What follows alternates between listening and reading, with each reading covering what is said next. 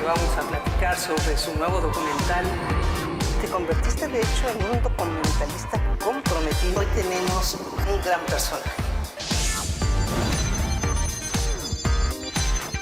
Marta Anaya, la entrevista. ¿Qué tal? Bienvenidos a la entrevista. Hoy vamos a platicar con la doctora Patricia Galeana.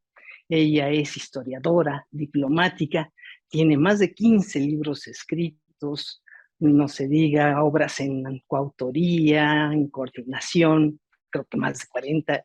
Y bueno, puede uno seguirle sumando. Qué gusto saludarte, embajadora. Muchas gracias, Marta. Bueno, pues es que cuando ya ha vivido uno tantos años, pues se van acumulando las cosas. No, pero bien bonita carrera que tienes y bien intensa. Oye, y entre otras cosas, has presentado un libro sobre algunas de las diplomáticas mexicanas que realmente estremecen. Me gustaría que nos contaras cómo fue que se decidió este libro y por qué, sobre todo, entrecruzan la lucha feminista, que es algo que a mí realmente me pareció maravilloso y doloroso en este libro. Bueno, Marta, pues yo he sido feminista, pues desde que tuve conciencia de la desigualdad de la que éramos víctima, que pues puedo contar una bola de anécdotas que yo personalmente viví. Y bueno, pues inclusive fundé el Museo de la Mujer, que es el único museo que hay de la Cierto. mujer en América Latina, porque el que está en Buenos Aires es una sala de exposiciones y pues yo sí es un museo, con una, toda una curaduría histórica, museográfica, etcétera, que ojalá que visiten. Y entonces, pues, el feminismo ha hecho visible la historia de las mujeres que había pasado, bueno, que había pasado de noche, o sea, las mujeres no Ujú. existíamos. Nada más para que te hagas cuenta en los inventarios de las haciendas en la época novohispana, decían cuántos peones, cuántas cabezas de ganado había, pero no decían cuántas mujeres había Qué cosa. desde hasta ese punto de invisibilidad. Y bueno, pues hemos tenido que luchar por cada uno de nuestros derechos y en la diplomacia pues también fue muy difícil abrirse paso A ver, porque, platícanos tantito de la pionera. ¿Quién fue bueno, y cómo la fue? A ver, pionera, yo escogí a 7 mujeres, porque tú me decías, ¿por qué escribiste esto? Pues sí. porque me dedico a la historia de las mujeres, o sea, primero hacía historia política, luego pues he hecho historia diplomática y ahora estoy trabajando historia de las mujeres también. Y Ujú. al tener yo misma pues el gran honor de representar a nuestro país, y yo fui directora del Matías Romero, o sea, Claro. yo formé a 150 miembros del servicio exterior, realmente un caso inédito en que entraron tantas personas al servicio. Yo conocí los problemas que enfrentaban las jóvenes. En los Ujú. sínodos en los que yo era, pues por lo general éramos una sola mujer y 4 hombres, los que compañeros en el sínodo, siempre calificaban más duro a las mujeres y Qué luego cosa. me decían que es porque se iban a casar y que entonces para qué invertía el Estado mexicano en su formación. Entonces, Mm. pues yo les decía, porque había platicado con las jóvenes, que ellas no tenían interés en casarse, que ellas pensaban desarrollar su profesión como diplomáticas y que pues tenían un magnífico nivel. Entonces, pues decidí hacer esta obra seleccionando a las 10 primeras diplomáticas que tuvieron un nombramiento oficial. Hermila Ujú. Galindo fue comisionada cultural en España y América del Sur, aunque no pudo ejercer ya esa misión porque pues había sido asesinado Carranza, que fue el que la designó, pero había tenido otras actividades diplomáticas antes. Palma Guillén fue designada, y así era su nombramiento, ministro plenipotenciario en Colombia.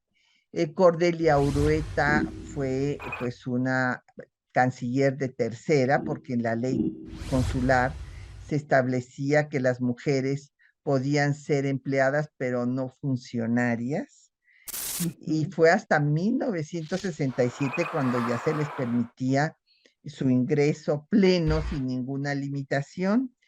Después estudié, estudiamos a otras mujeres que tuvieron pues la primera embajadora, que ya con el título de embajadora, fue Claro. Amalia González Caballero, mejor conocida como Amalia Castillo Ledón por el apellido de su Sí. esposo, y así sucesivamente hasta la primera canciller, la primera secretaria de Relaciones Exteriores, Rosario Green. Vámonos a la parte más de fondo. Sí. Empecemos por la pionera, pero con anécdotas y con ese cruce de la lucha feminista. A ver, ¿qué le hiciste tú? Venga, iniciemos. Sí. Bueno, pues Hermila Galindo es una mujer admirable. Fue taquimecanógrafa Ujú. duranguense, que era la otra profesión permitida por la sociedad para las mujeres. Una Ujú. era ser maestras, porque si educábamos a nuestros hijos, podíamos educar a los hijos de los demás. Y otra era la taquigrafía, y por eso hasta la fecha, pues en todas las oficinas públicas y privadas están las mujeres de secretarias.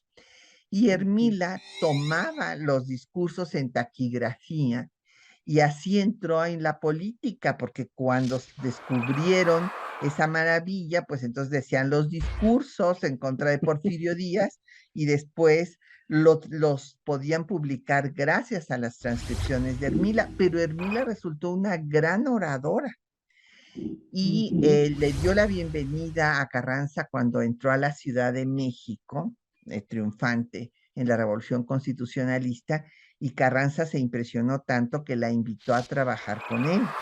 Fue su secretaria y sin duda tuvo influencia en la ley del divorcio, que es un tema muy discutido, que ya platicaremos otro día, pero Hermila era una sufragista que presentó la iniciativa para que se le diera el voto limitado a las mujeres en la Constitución de 17. No se le dieron porque Así pues que no estaban no se lo dio. organizadas, que era un doble voto para el marido, porque la mujer iba a votar por quien él dijera. Bueno, toda esta tragedia, pero de todas maneras ella se convirtió en una candidata independiente y después en una censora del diputado que pusieron en su lugar, al que le decía el diputado del silencio. Y bueno, te puedo contar 50,000 Qué anécdotas de cosa. Hermila porque es admirable. Yo Ajá. propuse que se estableciera en la Comisión de Derechos Humanos de esta ciudad el premio Hermila Galindo por su lucha por las mujeres, pero además fue una representante de las ideas de la Revolución Mexicana. Carranza la envió, estuvo en La Habana difundiendo y explicando lo que era la Revolución Mexicana, y luego escribió pues es la primera teórica de la doctrina Carranza. Que se conoce Carranza, poco, ¿no? La doctrina Carranza. sí, eso no se conoce y es muy importante. La doctrina Carranza retoma a la doctrina Juárez con todos Ujú. los principios de no intervención, autodeterminación, igualdad de los estados, etcétera, y le añade dos puntos muy importantes: que la diplomacia no debe de servir a intereses particulares, sino a la cooperación internacional para la paz. Y todo esto lo escribió Hermila Galindo en un libro sobre Ujú. la doctrina Juárez y la Unión Indolatina. Ella pues demuestra que la unión entre los pueblos indolatinos, que es un término que ella acuñó, era indispensable para poder enfrentar a los vecinos del norte, que pues con la doctrina Monroe, que siempre intervenían en los asuntos internos de los países Claro. latinoamericanos. Todavía en esa época, pues la ley del servicio exterior no aceptaba mujeres, si mal no recuerdo, No, ¿verdad? no, fue hasta 1967. Sí, sí. En los, Entonces, sí, quién la logra, eh? Porque ahí sí no me quedó muy claro.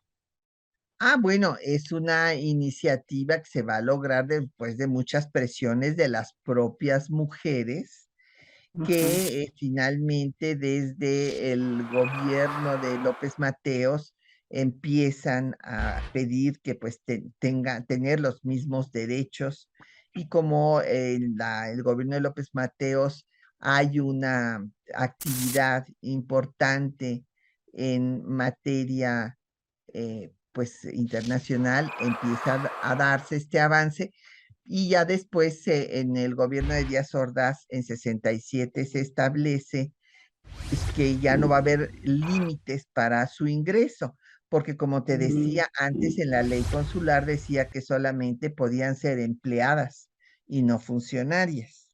ya, ok. Entonces, ahora sí, retomemos. Y Después entonces, viene Palma, que es otro personajazo, ¿no? sensacional.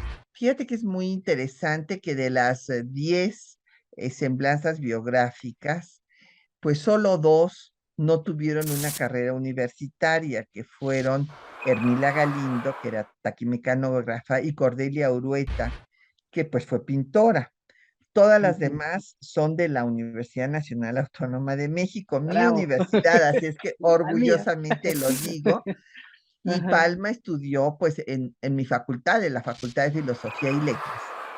Es Y Palma Guillén, para ponerle el nombre completo, ¿verdad? Palma Ok. Guillén, y ella fue enviada por el presidente Cárdenas a Colombia como primer ministro plenipotenciario y pues fue a difundir las ideas de la revolución también, porque en ese momento estaba un presidente de ideas liberales avanzadas, del liberalismo social, Ujú, Alfonso López Pumarejo, cuyo lema de su ujú. gobierno era la revolución en marcha. Entonces, pues ella apoyaba esta posición, obviamente, pero los opositores a López Pumarejo se ensañaron en contra de Palma Guillén, pues inclusive queriéndole hacer boicots. Sí, Colombia ¿verdad? estaba dividida desde entonces y finalmente hubo una serie de firmas de mujeres católicas que exigieron su salida y ella pues en ese ambiente prefirió pedir su traslado y se fue a Dinamarca, pues un país nórdico en donde había Más menos, libre, ¿no? más Sí. libre, más respeto pues las mujeres, porque Claro, y originalmente además le cuestionaban mucho su amistad con Gabriela Mistral, ¿no? Sí, claro, había todo tipo de rumores de que si era una relación lésbica, porque en ese Ujú, momento no estaba casada y que era una relación muy extraña.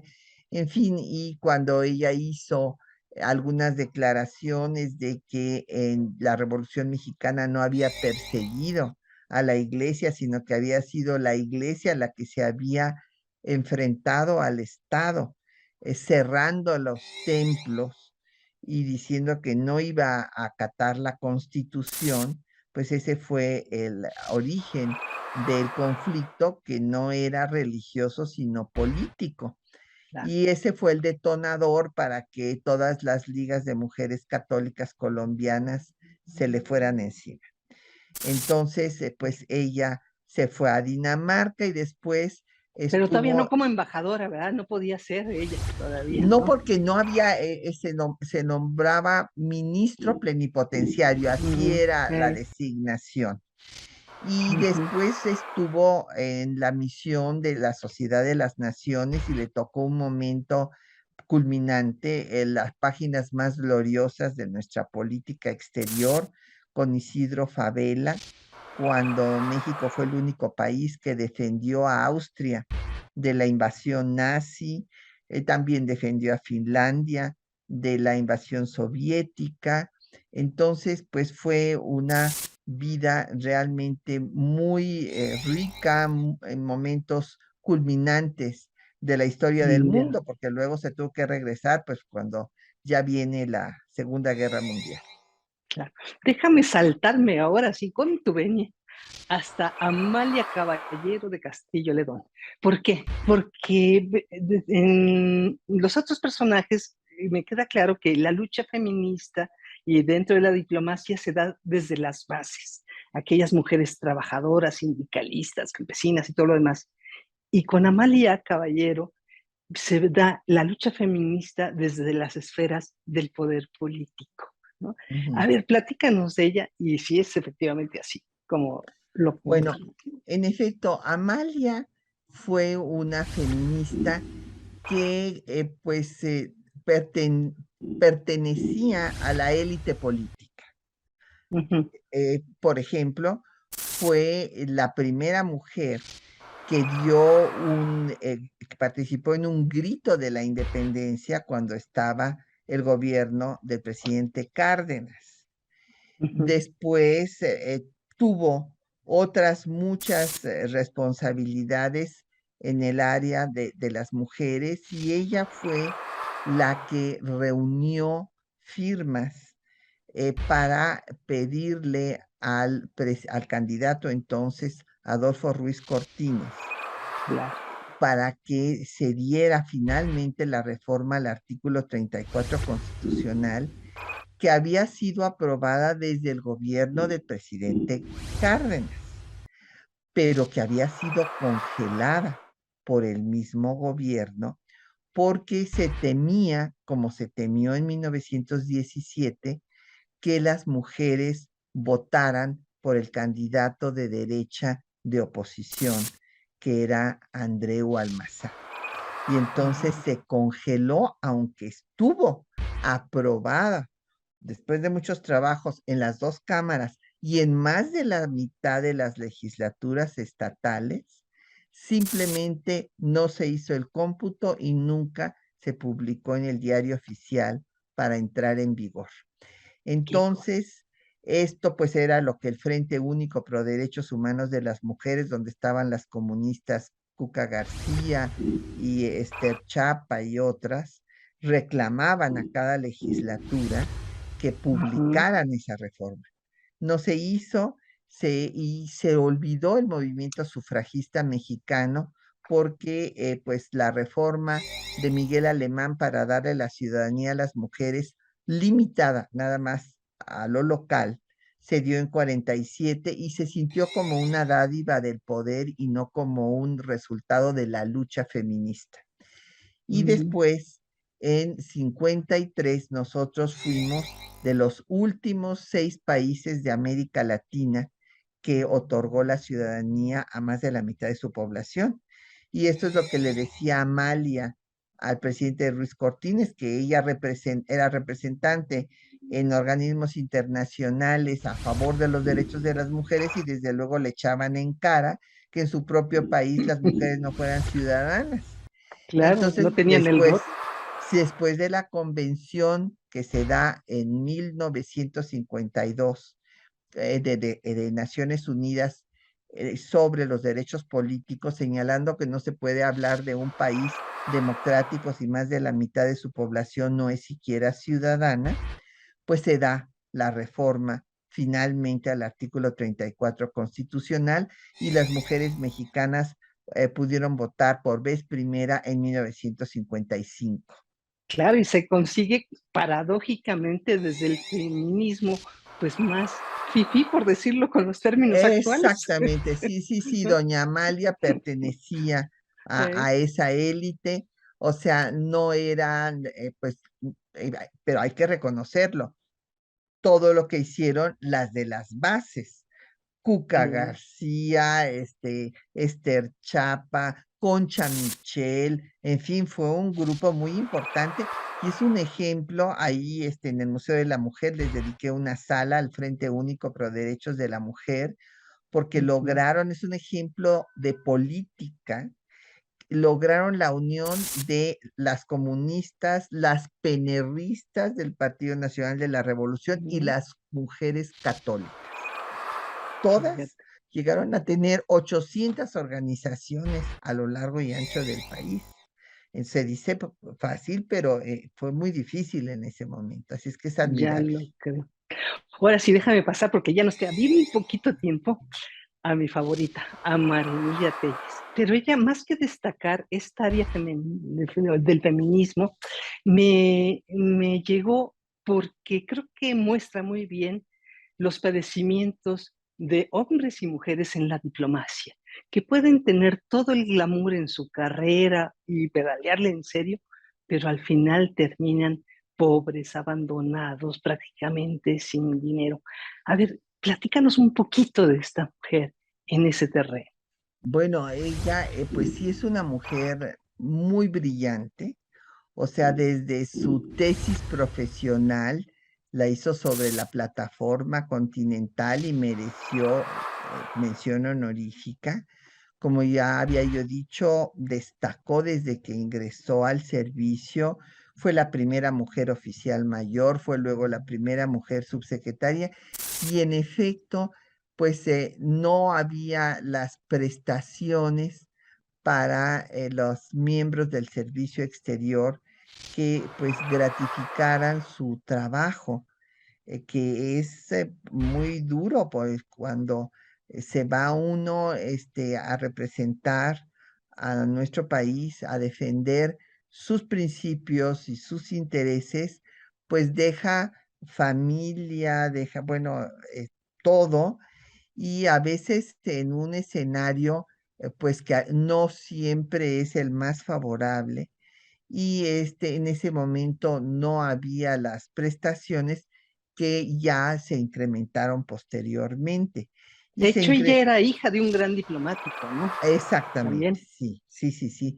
Y de hecho, pues ella en su tarea como oficial mayor luchó porque hubiera estas mejores condiciones para las y los miembros del servicio exterior, porque se daban muchos problemas, no solamente había esta idea de que las mujeres no iban a servir para el servicio, que debo decir una cosa, en un principio los países no las aceptaban, consideraban También. que si iba una mujer de embajadora o de ministro, como le llamaban antes, pues se rebajaba el nivel de la embajada, imagínate que la representación no Mm, tenía el mismo nivel que si era hombre. Bueno, no, fue una gran lucha y doña Emilita Telles dio la batalla desde sus posiciones en la propia Secretaría de Relaciones Exteriores a favor mm. de las mujeres. Y le tocó trabajar con, yo creo que con los grandes diplomáticos de la última época, ¿no? Sí, Hasta sí, llegar sí, a Cuba, ¿no? Con Bosques, si sí, mal no recuerdo, ¿no?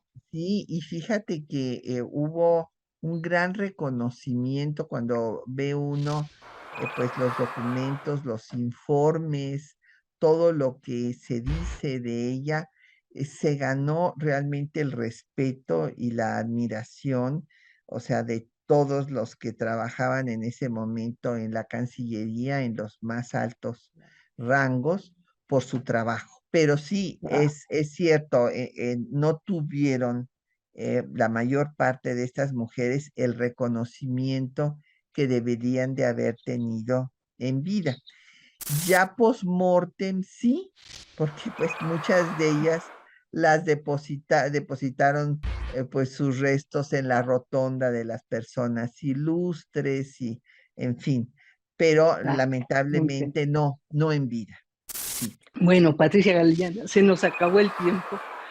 Ya seguiremos platicando de estos temas y muchos más, espero. claro que sí, Marta, me encanta que podamos hacerlo, te agradezco mucho la Al oportunidad de contrario, tratar este tema con tu público. y hasta pronto. Hasta muy pronto, un gran abrazo. Marta Anaya, la entrevista.